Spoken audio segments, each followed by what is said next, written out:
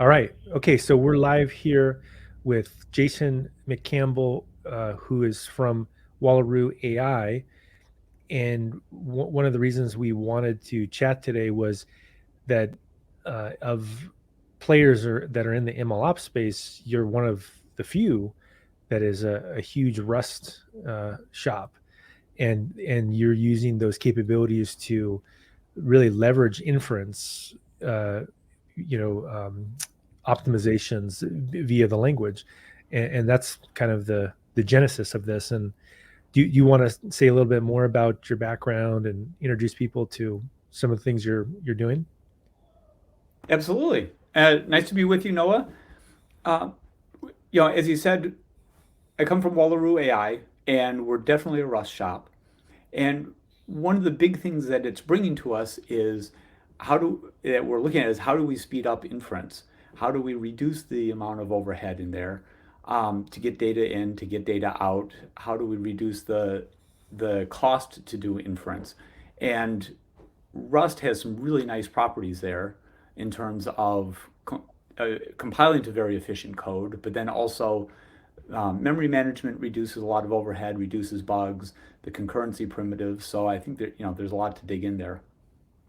Yeah, and in particular, one of the things that's interesting is as I've gotten more into Rust and drank the Kool-Aid, so to speak, is that you start to look at services that are very popular services, and then you go, oh wow, that's in Rust. So like the one that I think many people don't know is that AWS Lambda is written in Rust, right? They open sourced Lambda, and you also see a lot of emerging new technologies. I was just talking to somebody today about the a what is it, a vector database company that is written in Rust, and then these search engines are written in Rust, and so for me personally, some of the hobbyist type programming I'm doing, I've really been interested in the fact that Rust has such a great story in terms of compiling, where if your Hmm. code compiles, and it's annoying sometimes, like, to get everything to compile, but if once it compiles, you know that you're protected from a lot of security bugs, you're protected from mini race conditions, and also you get this extremely low memory and extremely efficient code. And one of my big critiques, I guess, about the current state of machine learning is that in some sense we're a victim of our own success, in that there's all those amazing things people did with Python, and there's all these awesome data science libraries in Python, but when you really get into the problem of operations, right, it's a very different, like the word operations implies efficiency, and so Hmm. it's a very different process to you know do some charting, or do a script of some kind, versus I want to do inference 500 million times this year, right? Or I want to combine multiple computer vision steps, because I think the buzzword for it is composite AI, right? Where you're using multiple Hmm. models at the same time, and merging those all together. Then you start to get into, it's not even really a what you would consider data science at all, in many ways, right? Because you're basically worrying about the efficiency of something, like how quick does it run, what's the least amount of memory you can use, how do I lower the cost, and so that's where I think that's in looking at languages like Go, Rust in particular, which are the newer generation of languages that can compete with C++ and C, that it does seem like if you're going to do ML ops, you should at least consider companies that use Rust for inference, and then B, maybe you should also consider it yourself. And it looks like some of the libraries are actually starting to get there, in terms of there's PyTorch is pretty works pretty well in, Hmm. in Rust. I've had some experience with that, even with GPU. I've had experience with Hugging Face in Rust. I've had experience with um, the Onyx, which just got merged into Microsoft's. branch just like yesterday, I think. So that's kind of maybe sets the stage a little bit for I don't know, maybe a question I would have is how is your company using Rust to deliver awesome inference? Yeah, so I completely agree, and we were all cheering once Microsoft adopted the Onyx runtimes for Rust. Um, there, I think the code was from Nicholas. I forget how to pronounce his last name. Um, great open source contribution, um, one man show, and now Microsoft has formally brought that in. TensorFlow has official Rust bindings, um, and you know, you're exactly what you're saying. I can't agree more. What we'd often see is you take these really highly tuned engines like the TensorFlow core, the Onyx core, and you run models in it. But then what you see is that people have to roll their own solution. So they end up taking Python and throwing a Flask framework in it and writing a little server. And now you have hundreds of milliseconds of Python code running on top of what may be a 10 millisecond inference time. And Python's a great language. It's useful for very many things. Um, Performance is not one of the strong suits. Python is single core, at least C Python specifically is single core inherently. Um, it's hard to push it for speeds. And Rust was sort of that aha moment. I've done C++ for 30 years, high performance computing. It's always C++ with Python or Tcl on top.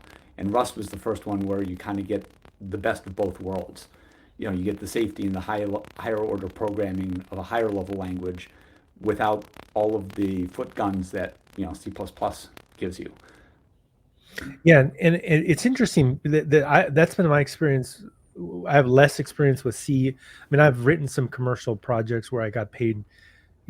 I've written my own commercial software in Objective C.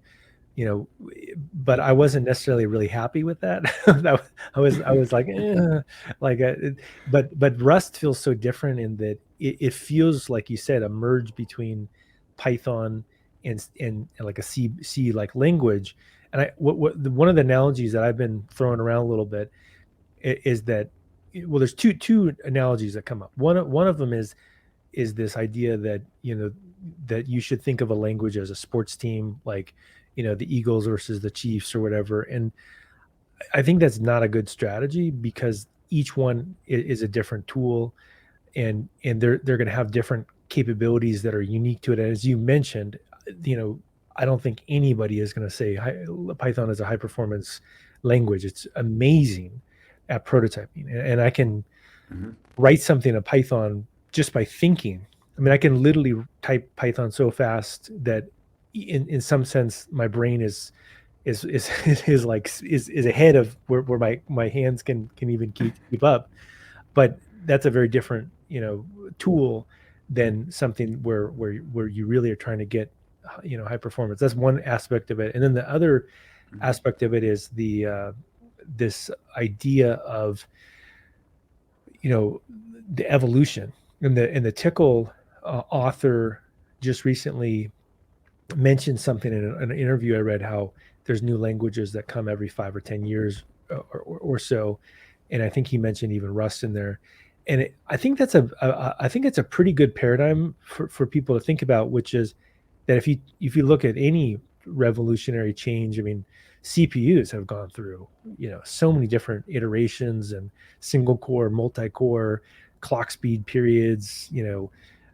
That those have gone through. You look at cars. I mean, we had my friend in high school had a 1969 Ford Mustang with V8, and 3 speed, and it would peel out through all 3 speeds, and you're like, wow, this is amazing. And then you realize, like, wow, it's burning like it gets like 5 miles to the gallon, Yes. and like there's just you didn't care about energy efficiency in 1969. And then you look at the evolutions of cars and how they've gone through different changes, and now the car is basically like an iPhone. You just plug it in and it charges, and so like, how could you possibly think that decades ago the same paradigms and same things would be the same today with automobiles or chips or whatever. And then if you look at a language, like, well, when was a language invented? I mean, like, if you look at C, and was C, like, was it 1979 or 80? Six, oh, I Or think it was really? 67, 69, something Ooh, like that. wow. Car- Yeah. Carnegie and C, I mean, they wanted a portable assembly language. Um, Yeah. So, I mean, if you look at languages, or Python was 91, I think, or something like that. And like, how could you possibly, no matter how brilliant you are, be able to think multiple decades into the future about what's, what features you're going to need? So I think a kind of a different way of thinking about software languages as well is, what's the age of the language and the adoption, right? So it's mhm. just because the language is the most popular, or the second most popular, the third most popular, it doesn't necessarily mean that it should be the solution for everything.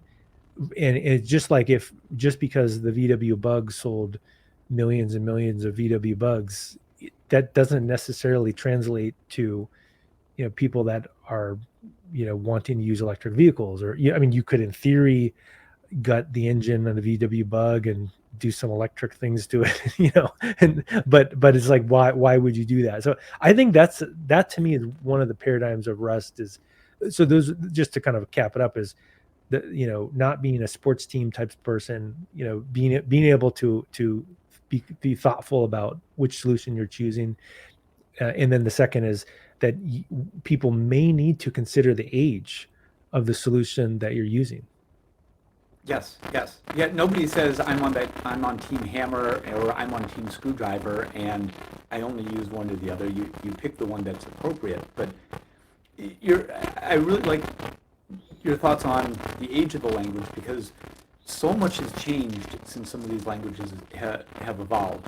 You know, it didn't used to be that you had to worry about malicious inputs to speak of. Things weren't on the internet. Now you have all the internet background traffic that if anything's exposed, all those different input patterns are going to be changing, and you better have a hardened input, a hardened process. Um, you also have changes in compiler technology and just the amount of compute power that we have available. You know, in the 70s, if you tried to run the Rust compiler, you'd spend hours and hours waiting for the compilation to finish, and it wouldn't be worth it. Whereas nowadays we have so much compute power, and in fact, the Rust compiler is actually threaded, which I haven't seen a mainstream language with that before. It was always, each process, each file is a single threaded process to do the optimization.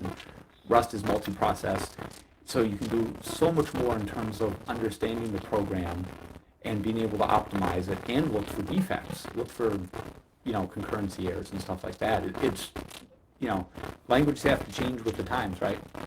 Yeah, so you could even say, I think a couple ways to look at it would be that you should at least consider the age of a language and its unique properties when you're looking at a problem. Like, Mm-hmm. and I think MLOps in particular, my opinion is that the age of the language and the features of the language should be a heavy component of why you're doing something, because of the efficiency needs, like, especially as you get into things like, LLMs, and, needing, if you're going to download a the Whisper transcriber, the large model, I think it's 5 gigs or something like that. I mean that's a big file. So Yes, yes. you want to really have, and that's actually, maybe we can even segue into this a little bit, is that that's exactly the kind of problem where there's so many commercial content companies that could benefit from transcribing historical data, right? I mean, there's just, I mean, I can't even imagine all the use cases. But then if you get into using something that is burning tons and tons and tons of energy and costing you tons and tons of compute, you may just say, look, we would love to transcribe all of our text so that we can then summarize it and then automatically create metadata about our audio collection or our video collection. But we just, the computational requirements are just too much based on Python, for example. On the flip side, maybe if they're using your solution for inference, or they're using something with Rust or both, that basically it could be possible because the efficiency is really suited to the job that you're doing. So I think that's another way of putting the problem as well, is instead of just saying that I'm on team this or I'm on team that, it's that instead of that, for a second, saying that there are many problems that people are probably very interested in solving, that if the language performance that the language performance itself is actually preventing you from solving. Yes, yes. Although, so it is interesting. Cost per inference is certainly a big component, like you said, of if it's going to cost me $5 to do all of this translation, it may not be worth it. But even more than that, a lot of times what we find is just the human cost. If it takes you 3 people to develop a model, to deploy it, to maintain it, but then models are only as good as their data and people's behavior changes, so now you have to keep track of it and you have to monitor it and understand how it's performing. That's the other big piece of it that I'm very involved in and is really interesting to me, is how do you make it so that the same number of people can deploy 10x the number of models? Because once you do that, then you get that cost down further, and you open up just this whole suite of applications where, it may be that before a model would have to save the company $1 million a year or generate an extra $1 million a year to be profitable. If you get that cost down, oh, well, this will save us $250,000. Well, sure, that's still great to do. Go do it. You open up more and more and more avenues that we can go explore. Yeah, we're getting a little bit of audio breakup, but I don't know if there's anything you can do on your end. But yeah, it's a very good point. Is like not only just the inference, but I think one of the things you mentioned was that the idea of of even being able to do multiple things at the same time, so that you're able to create a pipeline of work that is able to do everything in one step, versus maybe you have this diaspora of like this thing and that thing, and they're all kind of thrown everywhere, and you're just burning up so much compute because things are running in many different layers. Or I think one of the topics that is kind of an interesting one to bring up is that, yeah, if you're hosting your own inference based solution, for example, using like some off the shelf Python framework, what are some of the things that you could potentially lose by doing that? Yes, yes. You have the compute overhead. You have to now set up your own observability back channel and how do you get the data back. But then you're also using your engineering talent to go and develop something that, is there really a value add, or is that something that you can go off the shelf? Lots of companies used to think, hey, we'll build our own cloud data centers, and you go, wait a minute, no, we don't need to do that. We'll just go buy that because you do it once, and now it's commodity. You just go ahead and buy it.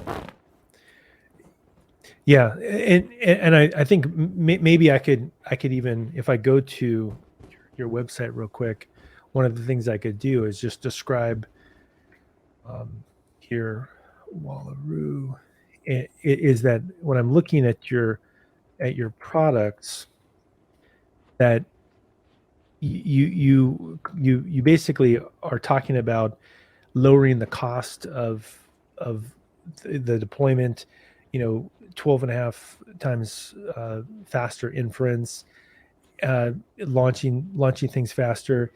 It is, so you're basically focused really on the operate side, right? Like if I'm looking at your website, and I'll even throw a link in there for people if they want to take a look at it. But basically, actually what I can do is, wait, we have the technology here. Let me just do this. Let me just share this inside, and then we can just talk about it. So basically, the what is kind of interesting about this is that you can see that there's other solutions that people are using. They're using things like Databricks, which does have a nice interface for running queries and notebooks, and then maybe when you're developing, you could be doing things with PyTorch or SageMaker, etc. The part that your company is specializing in, that's highlighted here, is basically the last part of it, which in many ways is the most expensive part of a real world machine learning problem, right? Is actually the deploying, the running, observing, and then optimizing the model. Yes, absolutely. And that was what we found is that if you're a large software company, one of the big tech companies, if you're a Wall Street bank, you can afford to hire a boatload of PhDs and go develop custom models, and then hire a whole army of software engineers to write the infrastructure to deploy these models. You do everything full custom, but that doesn't scale. And we've seen these ecosystems develop over time. There's first data warehouses that developed. We have lots of good data warehouses out there. Then we start developing more training tools. There's lots of tools for training, but there was really a gap when it comes to the production deployment. In production deployment, meaning you have load balancers and stuff that is replicated. Is it highly efficient to run all the time? And can you get that observability data back so that the data scientists can look at it and understand how it's working? And when they retrain the model, can they just push the model out? Can they just update it? Or does it require a bunch of work? You have to throw it over the wall and have some people through and deploy it for you. So how do we both make the data scientists more efficient in being able to get these models up? And how do we offload some of this work for machine learning engineers and the ops folks so that they can focus on the higher value added systems and not just heavily using the day-to-day work? Yeah, so I'm getting from your company, I'm getting a note that says, "Can Jason reconnect his audio or switch to another source?" Yeah, I think if you want to try to switch to a different audio source, and in fact, we could even, yeah, see if you can toggle to like, I don't know if you have either another mic or if you have. I can't hear you now, but oh, how about now? Oh, yeah. Can you hear me? Yeah, way better, way better. Oh, good. Okay. Yeah. That's my earpiece. I would have expected it to be worse quality, but that's No, great. perfect. Okay, yeah, it's Awesome. even better. Yeah, so we're yeah. So basically, looking here, what's interesting is that, if you look at a lot of machine learning platforms, that it seems like in some ways, a lot of them, or MLOps platforms, a lot of it's focused on, I would say, more the load prep develop side of things. Hmm. And what's interesting about this is that in some scenarios, if you are going to start from zero, you may not want to start with some of the technologies that exist today. Like, for example, I think some of the Spark based workflows are obviously necessary. People have a lot of pre-existing code, but if you were going to start from the very beginning, it may not be the most efficient solution, right? Like you could potentially figure out a different solution. And so that's what's kind of interesting about what your platform is focused on, is you're focused on the part that is in many ways, um, less of a legacy based, um, adaptation, right? Where if you have to build tools for loading and prepping and developing, then in some sense you have the legacy, issues. Like, well, like, let's just take TensorFlow. Like, well, there was TensorFlow 1, right? And then now there's new TensorFlow, or if you're looking at Hadoop, and then there's Spark, and like there's all these like legacy, things that are there for a good reason, and companies need to use them.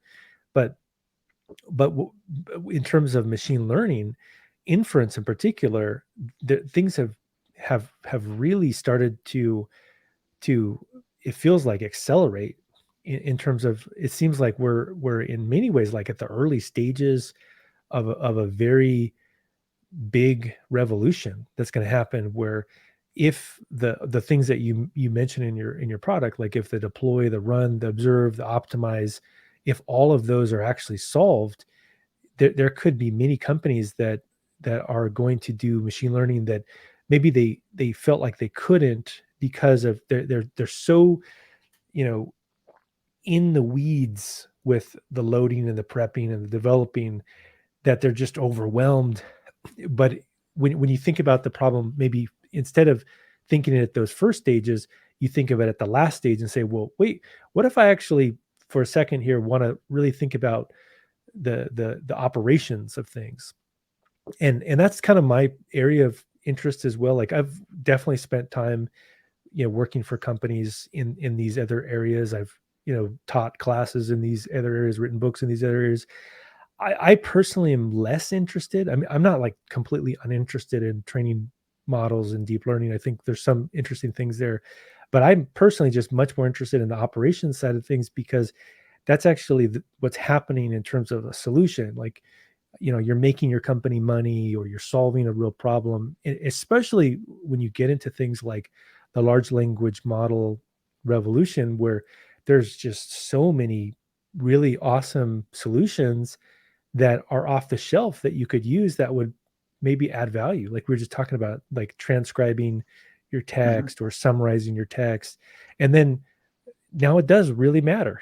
It really matters the efficiency of what it is you're doing. So I don't know if you wanted to expand on that a little bit and kind of dive into some of the things that your product does, you know, the edge-based aspects of it, how, you know, you can build once and deploy many, and anything at all in terms of that particular spot. Oh, absolutely. Well, and it's interesting because you mentioned the democratization. So that's one aspect of it is, you know, we're seeing a huge variety of companies that are looking to leverage AI and ML, but they're not traditional tech companies. Sports teams, real estate, um, yeah, actually multiple uses in real estate, retail, when you're talking about dynamic pricing and how do we adjust the models, demand forecasting, or even just simple things like analytics on how many people are in queue for a checkout line or something like that. Or traffic analysis would, you know, is very similar. So lots of cases where we've taken tools. You can go and set up a data warehouse. You can use some of these training tools, but then the question is, well, what do I do with it? I train the model. Data scientists aren't software engineers typically by training. They're, you know, in terms of deployment, you can take your training tool and they often offer some deployment options, but that's usually not what the tool was designed for. So some of this is just the maturation of the ecosystem as more companies are diving in that direction. And then you mentioned edge, which is actually one of the areas I've really been focusing on because it's coming up everywhere. And what it turns out is edge, what I originally thought of edge is some little device that, you know, you attach to your door for a doorbell, or you have, you know, sitting around your house somewhere or in a factory. But when we start talking to clients and customers that we're working with, that could certainly be edge. It could be a piece of factory equipment, you know, high-end factory equipment where you're running models to tune the behavior of it. But edge can also be, say, a server rack in the back of a big box store where you're monitoring a bunch of cameras for security or analytics or something like that, traffic analysis. So again, now edge is also a small data center or a server rack somewhere. Well, but then also, you know, customers and people want to deploy models to be to the cloud to be close to their customers. So they want to deploy to China, to Africa, to Europe, to all over the place. And now that ends up looking like edge as well. So suddenly there's this whole explosion of edge is like, well, that can be anything from a remote data center down to a little Raspberry Pi type device. And that's, I guess that's, if we talk a little bit about your solution, could you walk me through, like, if you were running, let's say, PyTorch, for example, and you wanted to then use your product, what would that give somebody the capability of doing? Let's say it's a, I don't know, like a computer vision, you know, model that, I don't know, does classification of a bunch of different things. And what would be the step then that would be involved with your product, and then what capabilities would it give them? Yes, so great question. So most of these models, PyTorch definitely included, can be expressed as a graph of functions. So that's what ONNX and TensorFlow under the covers do, is they express these computations as a graph of operations to be performed. So what we'll do is we'll bring it in, and most of the time we can convert these models to, say, an ONNX model. The big advantage to that is the ONNX core runtime is a very small runtime engine, highly optimized. It can run on x86, it can run on ARM, it can take advantage of GPUs. It's a very flexible framework. So what we really want to enable is, instead of somebody taking that model and wrapping it into a container with a bunch of Python code, or you have to hand it off and convert it, have somebody manually convert it into some other model and bake it into a container image, the data scientist just says, export this. And now you have this exported pipeline. It could be multiple ONNX models chained together. So a very common one would be, one model does object recognition. So it's identifying specific objects in an image, and it outputs the bounding boxes. And then a follow-up model does the classification, where it's going through and figuring out what's in each of these bounding boxes, and outputs a big vector of data saying, oh, I think this one's a car, this one's a cat, and so on.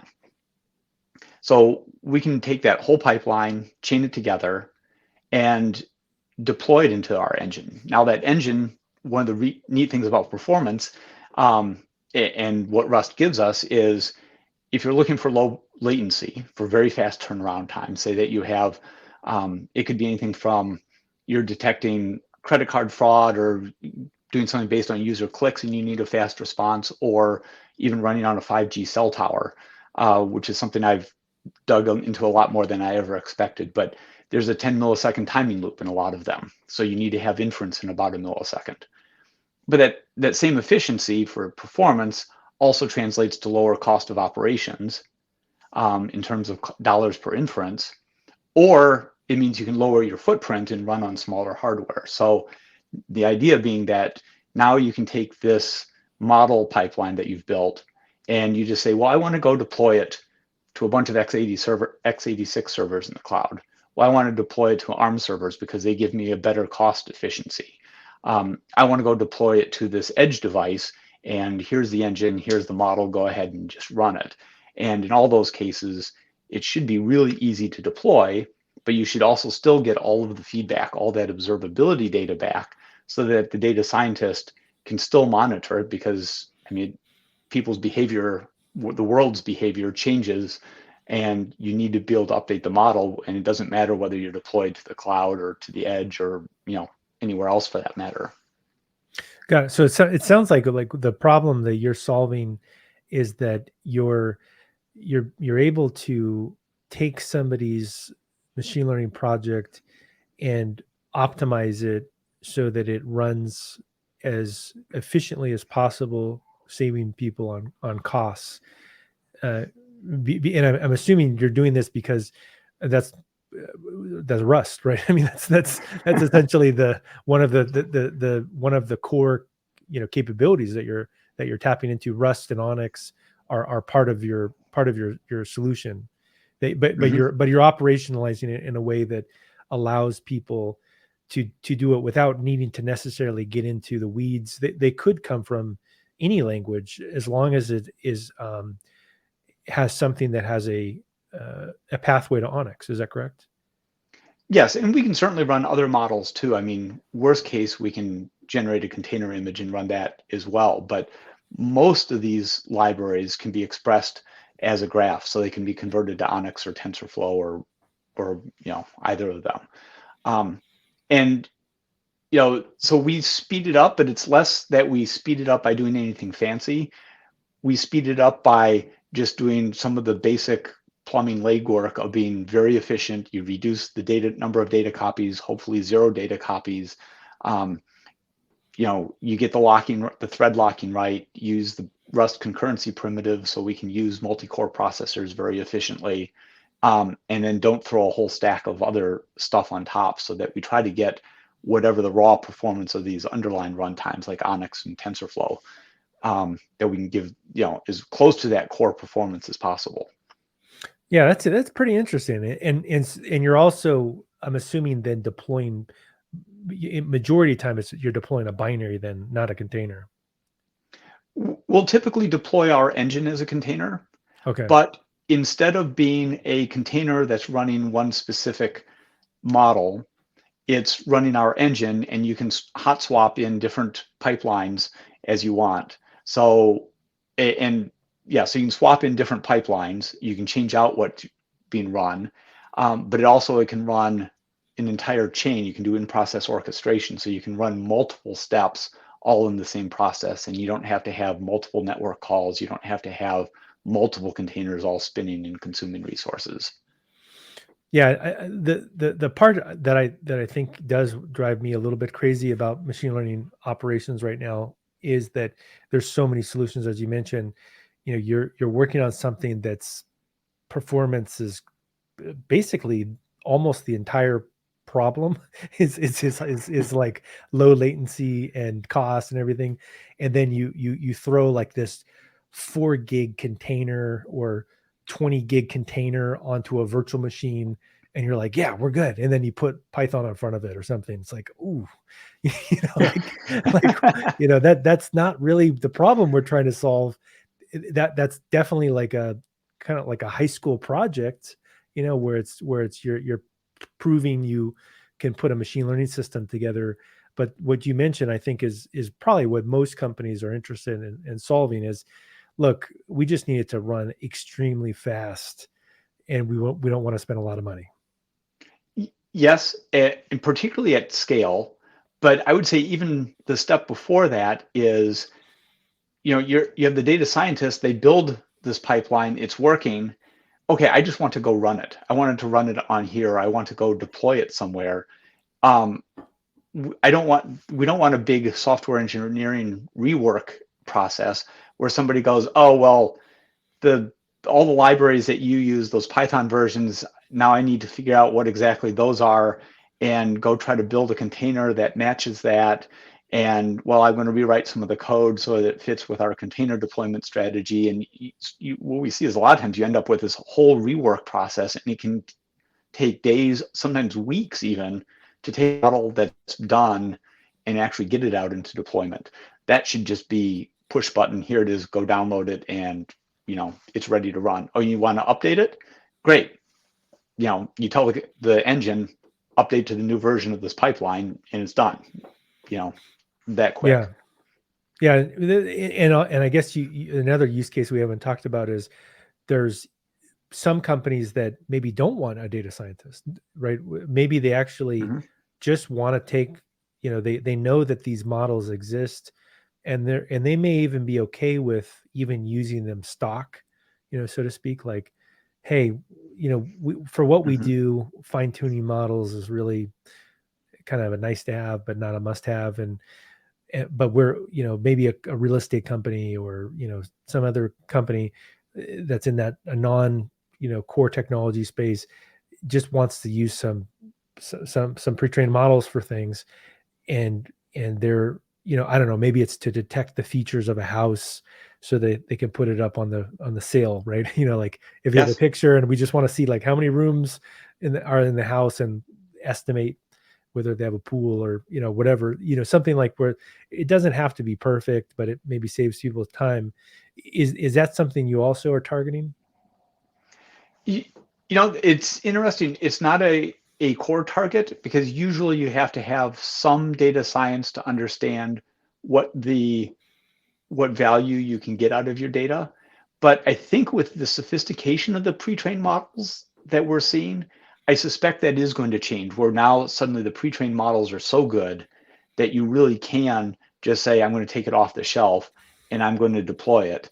And now it's running, and now you have to have a service, and you have to have all of the stuff that goes with it so that it's always running and always available to whatever services are connecting to it. So I think, yeah, I think that's the direction that we're probably headed. And what about the part that I think is interesting about Rust and Onyx is that we had a long period in our history where people were writing Linux command line tools in C, right? Like, and they're amazing. There's like, I was just using MD, was it MD sum today? Or I was checksumming a file just with the built-in MD. I think it's MD5 sum. I think I forget what the name of the checksum utility is. It's like, oh, somebody wrote this really cool utility 30 years ago, or I don't know when they wrote it, 20 years ago. But none of these C based tools were necessarily designed for security, A, and then B, they're not definitely not using machine learning. But now that we have Rust and Onyx, we actually, and they're obviously putting Rust into the Linux kernel and all kinds of other really awesome open source projects, is that people could actually start to build Linux command line tools, or even just binaries that you just distribute as a command line tool that actually have an Onyx model built into it. Is that a use case that would fit with what you're doing too, or would that be kind of supplementary? I think that would be supplementary. That certainly I use a lot of Rust-based command line tools, and I love the fact that people are starting to write the classic Linux command line tools, Unix command line tools now in Rust and take advantage of multi-core access. Rip, grep, dust replacing du, fd replacing find, and these are multi-threaded versions of the same tools that run many times faster. It would be very interesting to start baking in some ML into some of those tools to do better prompts. Certainly some of them have already some very basic types of intelligence. You mistype a option, it says, do you mean this over here? That isn't some place that we would go in terms of our engine would be a fair amount heavier than what you'd want in just a single command line tool. But it is a general industry trend. I could certainly see somebody linking that in and coming up with a clever use of ML, even on command line tools, right? I'm assuming that you're, because I haven't used your product, but I'm assuming that you can export out of it as well as it would. Yeah. So usually what we would do is a data scientist builds a pipeline, and you hit deploy, and what we'll stand up is a load balancer in front of one or more Kubernetes pods that's our engine running an HTTP server. And then you can come in with JSON. You can come in with Apache Arrow binary format if you're doing high, large data types of things. So we would stand it up as a service that you could connect to. Yeah, I miss more because I'm a command line tool type person myself, and I always like to think about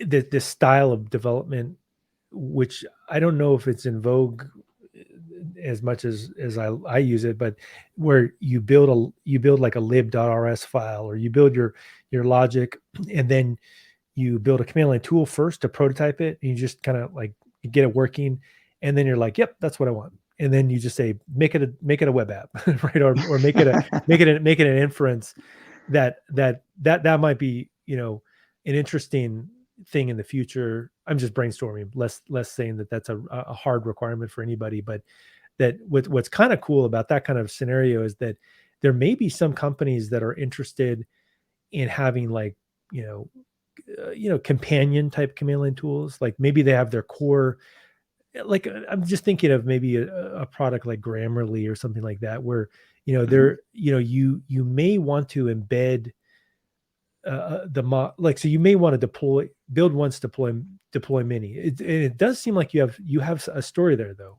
right? Maybe not the command line tool part of it, but you have a story where you build once, deploy many.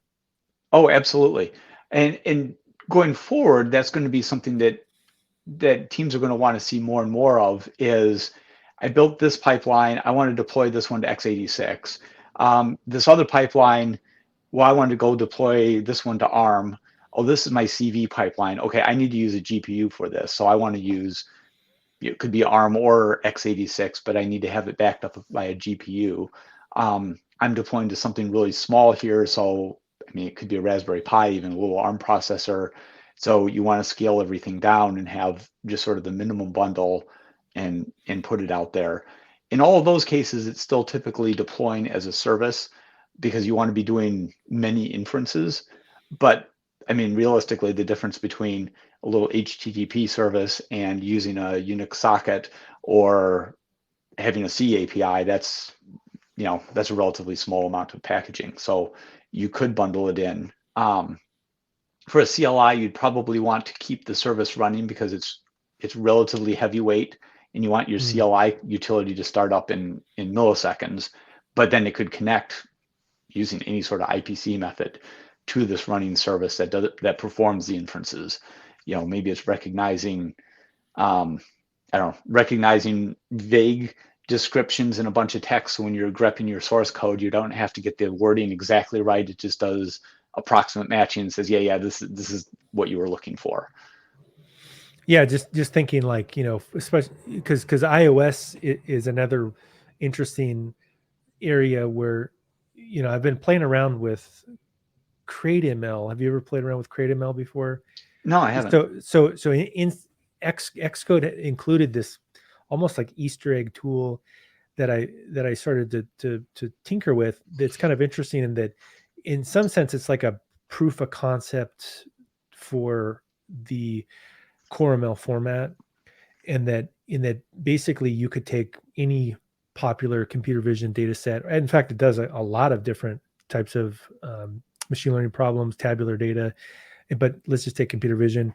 You can take the dogs and cat data set and just drop it onto CrateML, and it's shockingly it comes up with models using AutoML that are much higher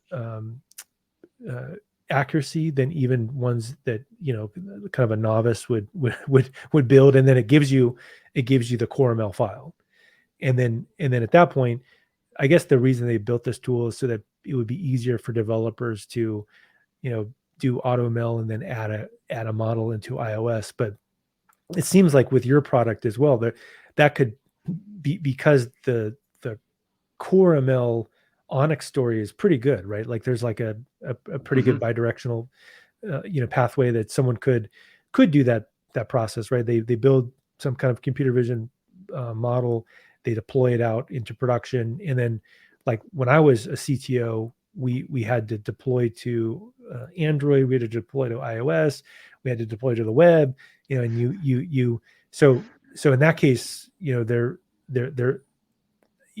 guess you were saying that the simple way would be would just be to talk to the service, but there may be a reason for some people potentially because maybe it's a the iOS device can't talk to the network a lot, that maybe there is a need for like a less network version of it. Yes. Well, that's something we see a lot is, sure, you'd like to deploy to the web, to a cloud service, because clouds are great. You can scale up as far as you want. They're really cost efficient and so on. But if you're talking about 10 different cameras monitoring an area, you really don't want to be streaming 10 video streams all the way up to the web just to do the processing. So yeah, you probably want to have a box running locally, probably with a GPU, that you can just do all that local processing. And then when you find something interesting, you go and stream that video up somewhere. But computer vision, and I think audio probably will follow, are big classes of applications where you want to push it out to the web, or out to the edge rather, just like you were saying, where you don't want to stream it off of your device necessarily and go up. And certainly a lot of the phones run ML models doing exactly that sort of thing. Or even our little voice assistants, you say, hey, whatever, and that key phrase is identified on the voice assistant locally, because you don't want to have audio streaming to, the big tech companies 24/7. They don't want that. Just when you hear that key phrase, it detects it there, and then it says, oh, I'll send this text snippet up. Yeah, I think that's that is a really interesting area, is that you, as we see people getting higher performance tools like the one that your company is building, that I think there is going to be a lot more of an expectation that you're using machine learning in your products. Mhm. And it may, the expectation may not necessarily be that you're building everything yourself, especially if the technologies are like, like in the case of Whisper, the transcoding or transcribing technology is so good that are you really going to make it better? I mean, maybe, but why wouldn't you just use the thing that they have, and then you're I guess in some sense the users are now going to start expecting machine learning and everything, and so yeah, that further goes into the point of you can't be having like a research laboratory in your company where you're barely just getting everything to work every time. There has to be a rigor to it. Yes, yes. And even more than every product expected to use it, every business will. If you're selling tickets to a venue, uh, it's going to be more and more expected that, hey, are you doing dynamic forecasting? Do you have a model that gives you an idea of what ticket sales will look like, or that help you price the tickets so that you can, both maximize revenue, you're not leaving money on the table, but also how much money to spend in terms of advertising? Is this going to be a blowout, or do you need to be getting some information out there, and what sort of advertising maybe is most targeted and reaches the people would really be interested in the event? So in terms of people using your products, what would you say are the the the pathways? Like, so let's say a student wanted to sign up and build demos on your project. Is that a cohort? And then also, if you're, I don't know, currently using SageMaker, or you're using Databricks or something like that, and you're like, like the solutions they have are not exactly what I'm looking for. I wanted to build something that, like you said, like, more centered around Onyx, high performance. Like, what does somebody do? Is there like a trial period for your product, or like how does that actually work? Oh, absolutely. We have a free community edition. So anybody who wants to try it out is more than welcome to download it. You can spin it up in a small Kubernetes cluster. You can run it on a single VM, and it gives a full experience of how to use it. So you can just take a model, deploy it, bring up the pipeline. Um, that would be a great way to prototype things if you just want to see, I have a bunch of data that I need to run through. Okay, deploy this pipeline, pass all the data through it, shut the pipeline down when you're not using it. And then we will, of course, do free POVs, proofs of value, with prospects and companies who are interested and think they want to move in this direction. And the most common case for a company along those lines would be sort of what you described. They're using SageMaker, or they're using Vertex AI or Azure ML or Databricks or something. They've trained the models. Maybe they have a couple in production. But now what you have to do is take the next step, and it's, how do we grow and scale our production? How do we deploy it more easily? How do we bring back that observability piece so you can do drift detection and you can really analyze the performance of it long term over time? So, somebody who hasn't deployed any models, it might be a little bit premature, although it still makes sense to get the production plan in place before you have too many in production and too much legacy to deal with. But that would be the sort of thing where, oh my gosh, all right, we have models, now we have to do it. I can't afford to hire a bunch more staff to have 5 times more models. I really need to figure out, how do we focus on the highest value add, building the models custom to that business, that organization, and then get those things into production as quick as possible. So with all of those platforms like Vertex AI, SageMaker, all of these have model registries. Is that really one of the syncs that goes into your product? Does it go right from the model registry, or is that something that Mhm. you do as well? Uh, so we do have model registry services, But typically, yes, you would take the model out of the registry, and we have various levels of integration, and we're always adding more. But you'd pluck the trained model out of the registry. You say, "Yep, this is good," and you can just straight from the Python environment in, say, Databricks or something like that. You can run our SDK, stick it into Wallaroo, and deploy a pipeline in a matter of minutes. And now you have an endpoint that you can start testing, and you can do load testing. You can verify the results are as expected, and then it's ready to go. Yeah, and I think that's that's a pretty strong use case in my opinion, because, and I mean, and I'm not trying to say Databricks is a bad product, but Databricks, the queries are great. I mean, it is, I love, going in there and, working with big data and doing all kinds of cool stuff in the notebook, but I wouldn't necessarily call the next step fun, which is like, okay, let's launch these really slow VMs, like waiting. It's like, and they're crunching and they're getting up. And it's like, let's take this like really clumsy, like Python package system, and let's like make this explosion of files that like have weird things in them. And then let's put that into that VM. Like that isn't that. I mean, for a prototype, sure, but and I mean that I'm that's one of my critiques of I don't. I mean, obviously Python, when you're doing queries in a notebook of some kind, there's some value there. I mean, obviously people are using it, and but then when you get into Python for serving, that's when I think it really starts to fall apart. Yes. Is that I just don't think that's the use case for Python. And that's why I have my, my kind of critique a little bit about ML flow is that the model format and all that, it's like, ooh, there's too much stuff there. I don't want all that. I just want, there's a model, and I just want to put it into production, and I want it to be fast. Yes. But it's been, I mean, in the past, it's been hard because you go, well, I need to serve this model. What do you do?